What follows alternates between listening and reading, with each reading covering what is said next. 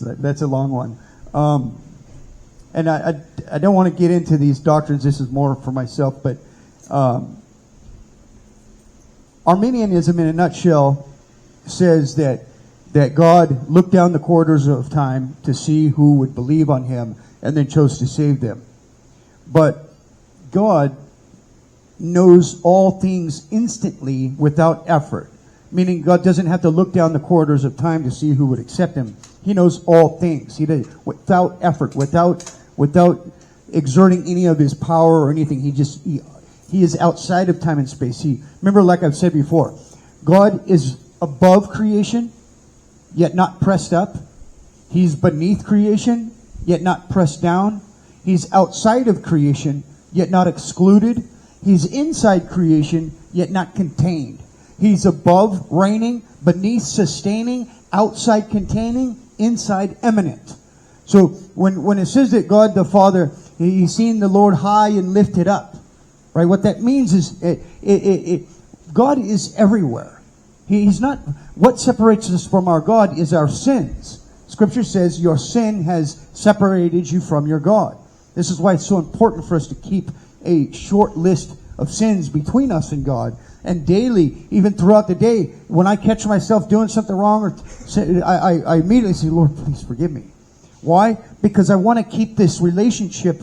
I don't want anything separating me from my Lord. I don't want anything standing between me and my God. I like this fellowship, this communion. And I don't want anything to separate it. Because when I do something wrong, if I say something wrong, immediately I can tell. I can immediately tell that I've grieved the Holy Spirit. Huh? The little man up here is saying, hey, what's up? Yeah. Uh-huh. Excuse me.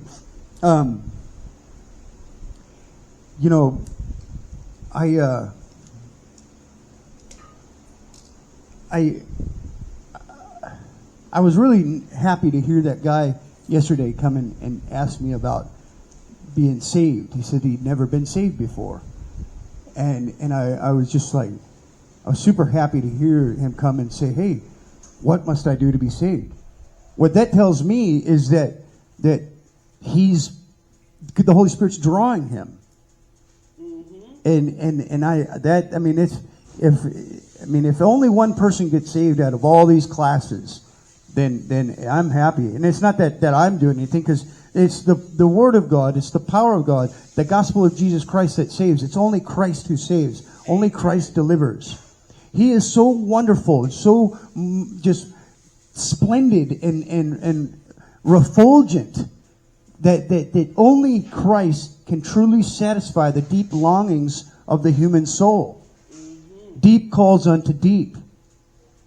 And we try. I see people a lot of times. I'll see people that are just so consumed with like money or power. You listen to these people doing the elections. They're so consumed with these earthly things, and I can't say that I've never suffered that, because I have. I haven't always been a pastor, and even pastors, we all struggle with these things too. That's the different. There's only one, like Paul Washer says, there's only one hero in Scripture, and that's Christ. He's the only. He's the only one. He's the only hero. All of heaven is worshiping Christ. I can't claim any merit for anything I do, because neither can the moralist. When you look at somebody, because like I said before, some are born in the bottom of caves, and some are born in the top of the Alps. What does that mean? That means that some people are born with a disposition to sin stronger than that of the next person, right? Some people are born at the top of the Alps, meaning they don't have necessarily such a bad disposition to certain wicked sins like drug addiction or alcoholism or what have you. But some are born like in the bottom of these caves, like growing up. When I grew up, I had seen my mom shoot my stepdad. My mom shoot at the cops. The cops shoot my mom. I seen my mother raped 5 times in front of me before I was a teenager. If I remember correctly, the first time I killed somebody they were raping my mother. I was really young. I think I was 11. but I don't really remember much before God delivered me. But I think I remember this. I don't know. It could be a false memory. Maybe I wanted to do it, and I was just a kid, and I don't really know. But so we all grow up in we've all had rough lives. The guy who complains about not having any shoes needs to remember about the guy that don't have any feet. There's people that have it much worse than I did. I mean, much worse.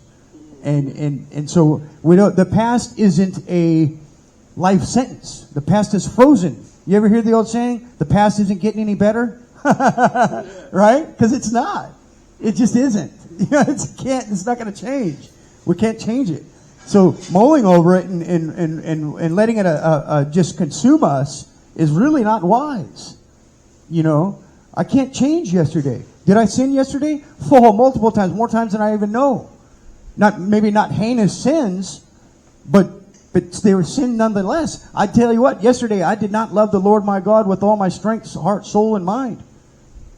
And I never have for a millisecond the way he should be loved. And this is the greatest sin. Something that no human being has done except for Christ, and only Christ could do it, and he did it his whole life. And what does it mean to love God? It says that he who has my commands and he who keeps them. In the Greek, that means it paints a picture of a sentinel standing guard over a treasury, that he cannot suffer any loss to this treasury. He guards this treasure, God's commands. He guards this treasure, and he cannot suffer any loss to this treasure of God's commands. And so it says that he who has my commands and he who keeps them, it is he who loves me, and I will love him, and I will manifest myself to him. And so we don't obey the law of God because we want to earn our salvation. No. I don't do the things that I do. Dr. Anderson says this. I don't do the things I do hoping that someday God might love me. No. God loves me, so I do the things that I do. And God loves. Remember, like I've said, this is a very dangerous topic. The most dangerous topic a preacher can talk about is God's love. Because the unconverted hear, God loves me? I love myself too. Right? God's got great plans for my life. So do I. And I get that again from Paul Washer. But it's just so true. So I'm very reluctant to talk about the love of God, though he's even allowed me to experience. I couldn't suffer the full onslaught of it, but it is a violent love. And so his love for his church was the spring of him going to the cross for us. And love isn't necessarily something God does, it's what he is. We might not ever know what love is, but we do know how it manifests itself. One of the hardest verses in Scripture to memorize is 2 Corinthians 13. Love is patient, love is kind, it does not envy, it does not boast, it is not prideful, it is not arrogant or haughty, it is not puffed up, doesn't parade itself. Love it keeps no records of wrongs, is not easily angered. Love does not delight with evil, but rejoices with the truth, always trusts, always hopes, always perseveres. Love never fails.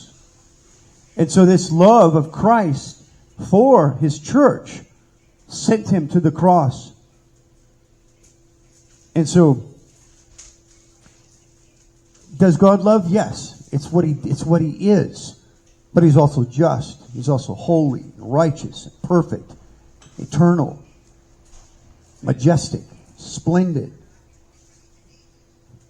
And and I love talking to you guys about the attributes of God, because I want you to know things about him, things that are in Holy Writ, meaning the Bible, and that's why I wanted to read that Athanasian Creed, so that we can have an understanding. Jesus has to be God, and because I know there's a lot of people that struggle with the doctrine, what we call the doctrine of the Trinity, because technically it's not found explicitly said in Scripture, but at the same time it is. It's all throughout Scripture. It says that Jesus is God, the Holy Spirit is God, it says God the Father is God. And so, and I know that this might be maybe a tough doctrine that no pastor is is sufficient to articulate, especially me. But in how God can be three persons in one, I would much rather worship a God that I cannot fully comprehend than a God that I can and put in a box and make my servant. So when I say God is eternal, what does it mean? It means that God is, like I said, outside of time and space. He is not. He doesn't suffer any change from time or space. Time and space are His servants.